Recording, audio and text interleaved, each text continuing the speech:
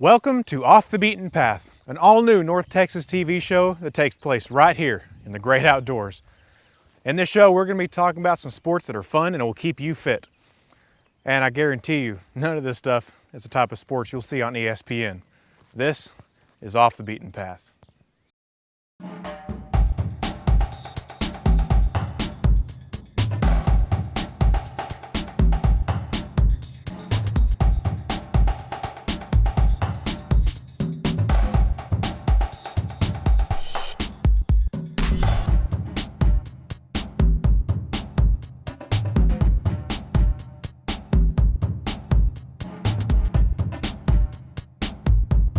This is something that people have been doing for thousands of years. It's a good rock climbing shoe.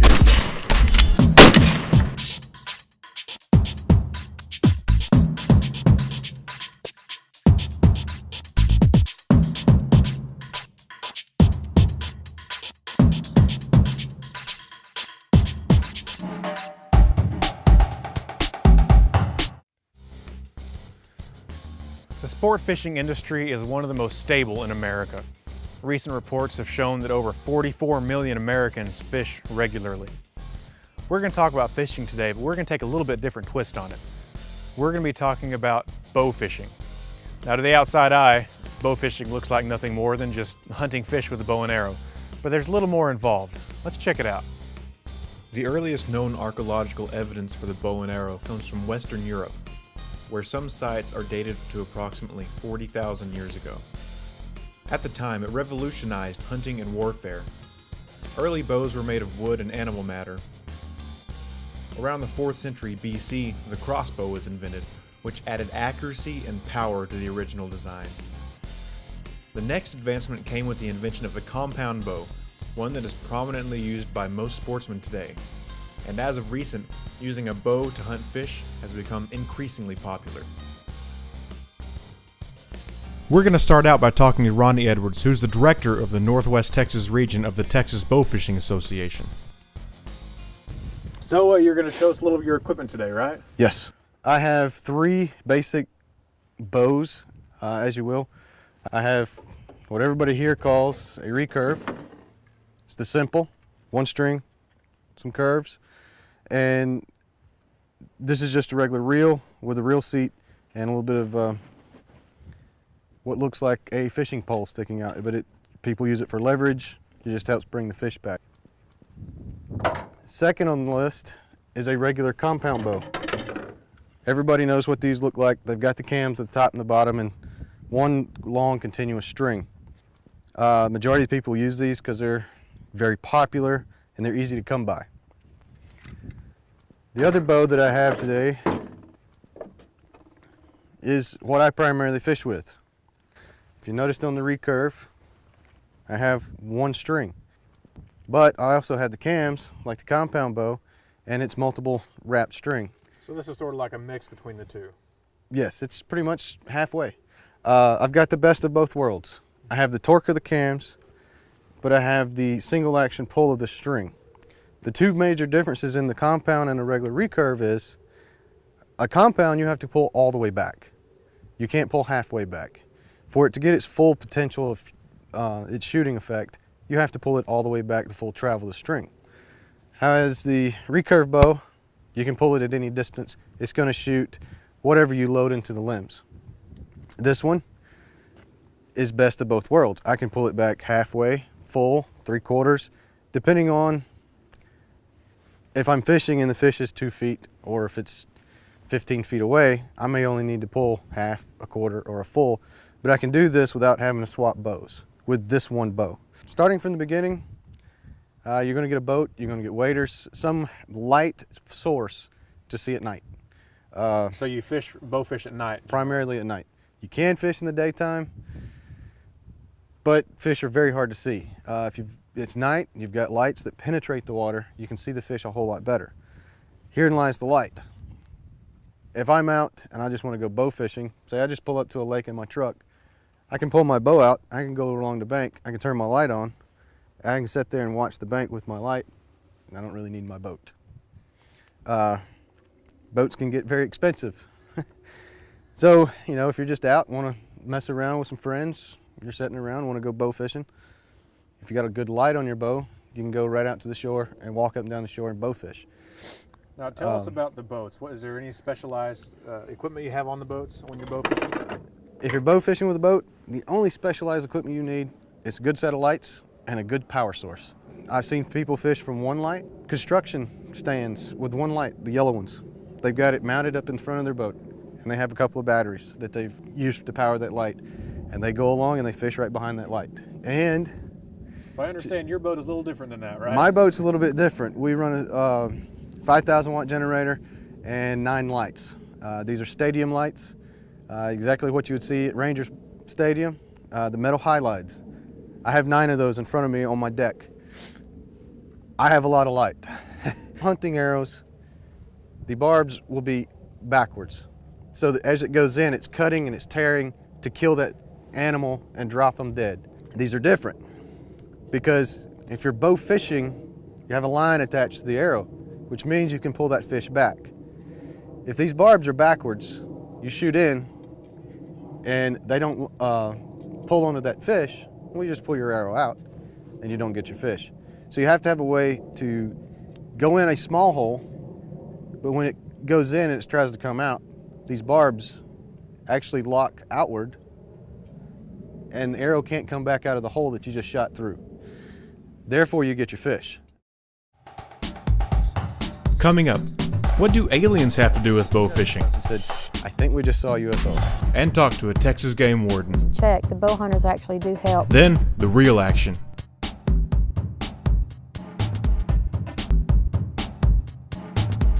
So we're going to be going out fishing later tonight, and I've heard that your boat looks somewhat like a UFO out on the water, and it gets a lot of strange looks and calls.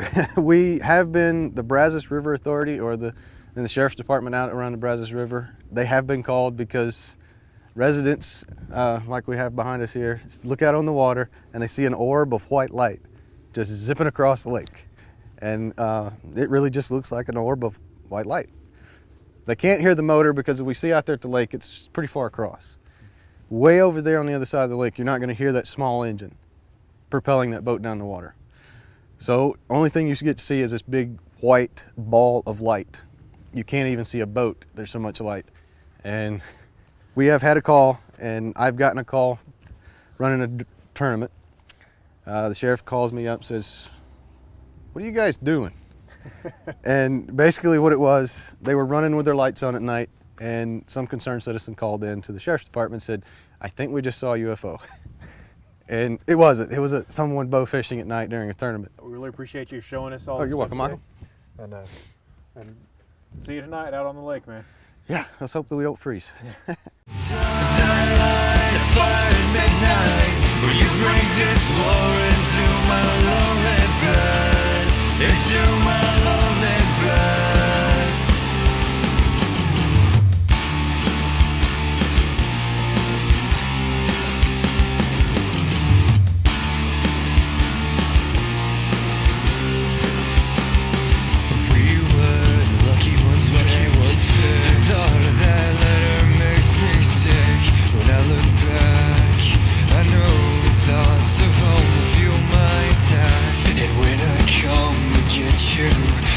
Never know what hit you, 'cause I light a fire at midnight when you bring this war. Bow fishing, like any other sport, has its downfalls.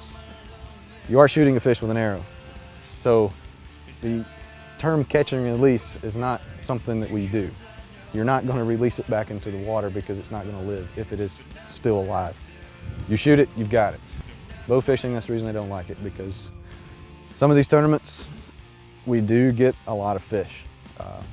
Some of the fish are ate, some of the fish can't be eaten. It's just the type of fish that are in the lake. We only fish for trash fish. No sport fish of any kind is taken during any of our tournaments. The TBA, Texas Bow Fishing Association, is the oldest bow fishing organization in the state of Texas. We hold tournaments, usually 5 to 7 tournaments in each region. Out in East Texas, they have anywhere from 10 to 20 tournaments a year. In the summertime, it's really great. So bow fishing We're out on the water at night. It's the coolest sport, I think, in Texas. Literally, because we're on the water. It's not freezing nighttime. cold in deer It's season. good weather.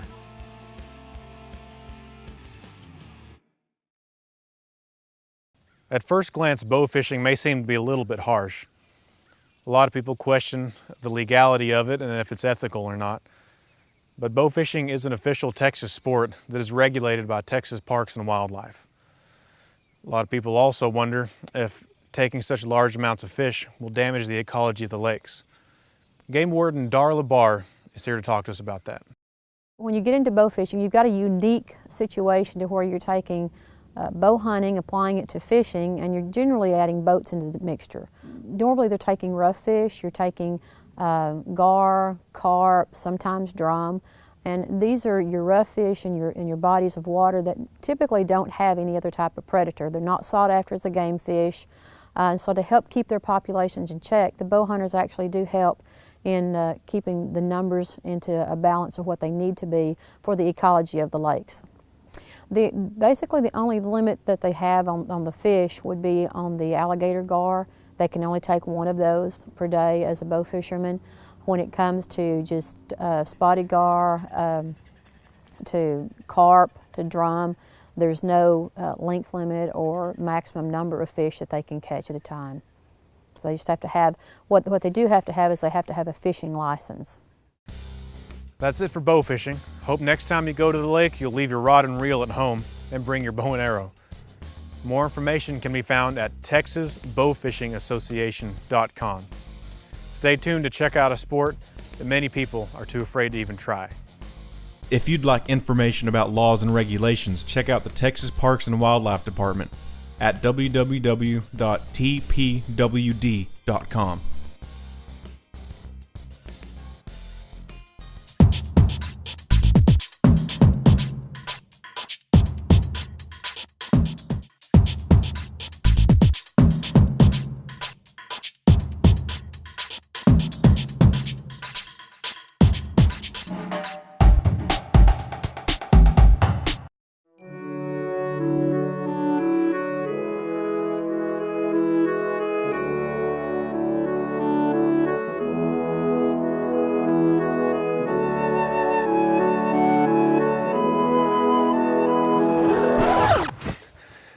Welcome to Off the Beaten Path. Today we're going to be showing you a sport that's a little rockier and well, slightly more vertical than what you may be used to. Today we're going to talk about the sport of rock climbing.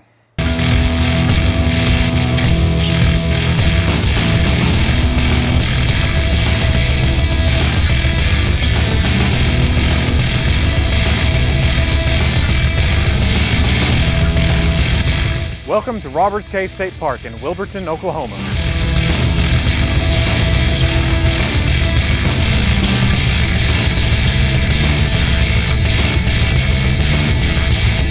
The most important thing about doing anything adventurous, especially something as dangerous as rock climbing, is to never do it alone.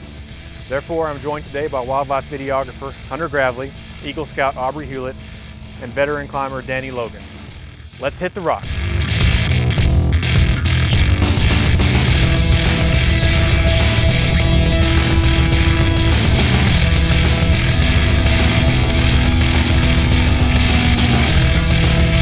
I'm going to be showing you some basics of rock climbing, but I would highly advise you to seek training from a professional before you go out and attempt to do this on your own.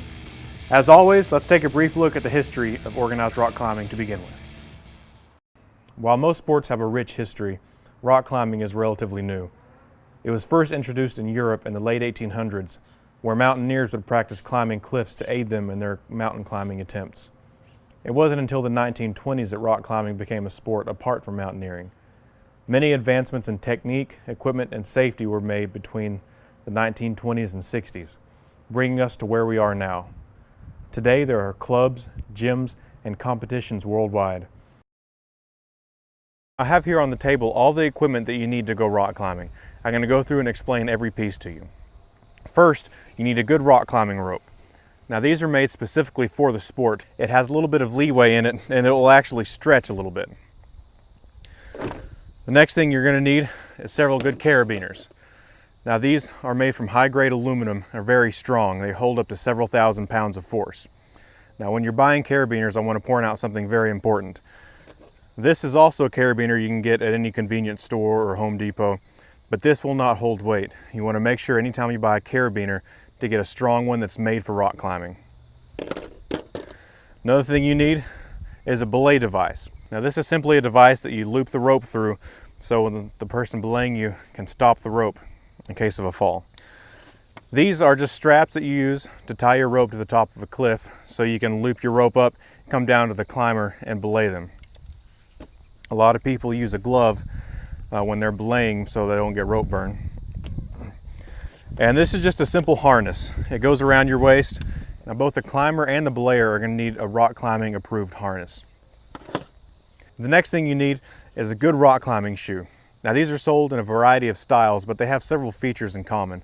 First, they have a hard sole in the front and the back, so you can put the tip of your toe or your heel on a very small overhang and it can support your entire body weight. Last but not least, never go out without a dome protector. Helmets are very important and save lives. All right, now let's go to the field and put this equipment to the test. We're going to start out at Canyons Rock Climbing Gym in Frisco, Texas, because most of you will begin climbing in a gym. Depending on where you live, it may take several hours for you to drive to get to a good cliff or rock to climb, but gyms like these are everywhere. You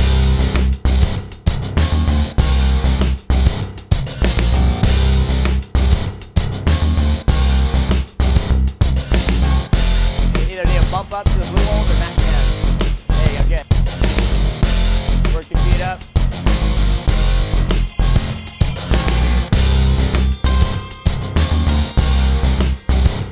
They rent equipment so you don't have to have your own and are very kid-friendly. The whole family can have fun here. At Canyons, they have hundreds of feet of climbing walls, a bouldering section, which is basically a short wall where people can practice climbing without safety equipment, a training wall, and a children's wall. Now the first thing you need to know about climbing is the rating system. The climbing rating system goes from 5.5 to 5.15, with the lower numbers being easier. It basically rates the difficulty of the climb. As you can see here, these tapes are labeled 5.11, 5.8. Once you get up to 5.10, they start to add pluses or minus, sometimes A, B, C, or D, just to add more specific ratings. Coming up, we'll get a lesson from a world-class climber and get a sneak peek of the Old West. I'm here with Addison and Shane, who are employees of Canyons Rock Climbing Gym, and they're going to show us a little about what belaying is. So first of all, what is this device that you're going to be using? This is called a gree-gree. It's an auto-locking device designed to catch the climber once he falls.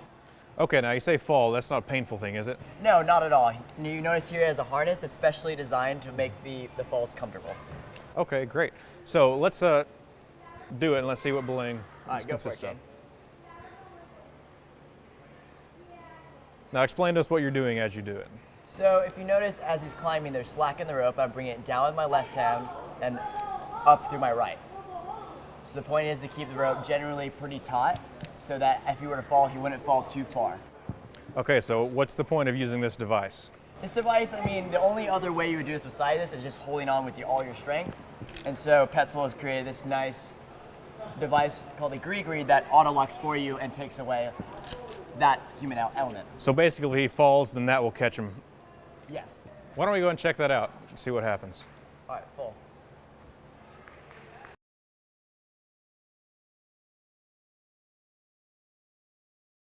If you notice that how it auto-locked, and I don't need, it takes the human element out, I'm going to take it at my right hip and bring him down slowly at my leisure. And he is safely and comfortably on the ground. Now what's the difference in this device and a manual belay device? And a manual belay device, the difference between the other manual belay device is called an ATC. This device, it auto-locks for me so that I don't need to hold it at my waist with my own strength. But with a manual one, you'd have to? Absolutely, yes. Okay, great. Well, thank you very much. We're going to be shooting you guys climbing a little bit. Hope you're ready to have some fun. Yep, awesome.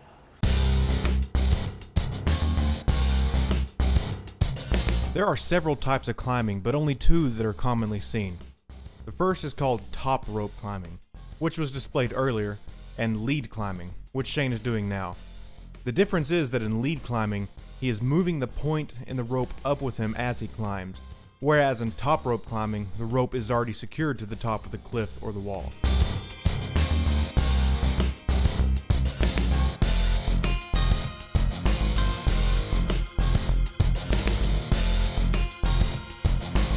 So you are a rock climbing coach, is that right? Yes, I coach for the Team Texas rock climbing team. I'm one of 3 assistant coaches based out of this gym in Frisco and then another gym in Dallas. The way a general season will work is we'll have 3 local comps, followed by a regional comp, which is essentially the Texas area, so Austin, Houston, San Antonio, that area. And then we'll have a divisional region, which is pretty much if you look at Texas and look east all the way out to the Atlantic. That's our division. And then after that, you qualify for nationals, which is obviously a national competition. And then if you qualify for that, there's a world competition. This year, I believe it's in Atlanta. One of our climbers, Shane Puccio, he's going to be competing in Paris in about 2 weeks. That's in Paris, France, not Paris, Texas, right? Exactly, Paris, Okay. France, yes. It's a World Cup competition, along with 2 other girls on our team, Delaney Miller and Danielle Rogan. Yeah. So you guys travel a lot climbing? Yes, my dad, when I first got into it, didn't realize how much I'd be traveling. Is this something that someone can do as a profession, or is it mostly just for joy? It's moving into that. It started out as an intense hobby and people have fallen in love with the sport. And we're starting to gain some momentum. We have a bid for the 2020 Olympic Games, Summer Olympic Games. And slowly we're moving into it. Right now, the best climber will make like $50,000 to $100,000 a year. Where would they start? I would just say walk in the gym, talk to people at the front desk. They're always really nice and welcoming. Here at Canyons of Frisco, here in Frisco, just come on by, we have a good time.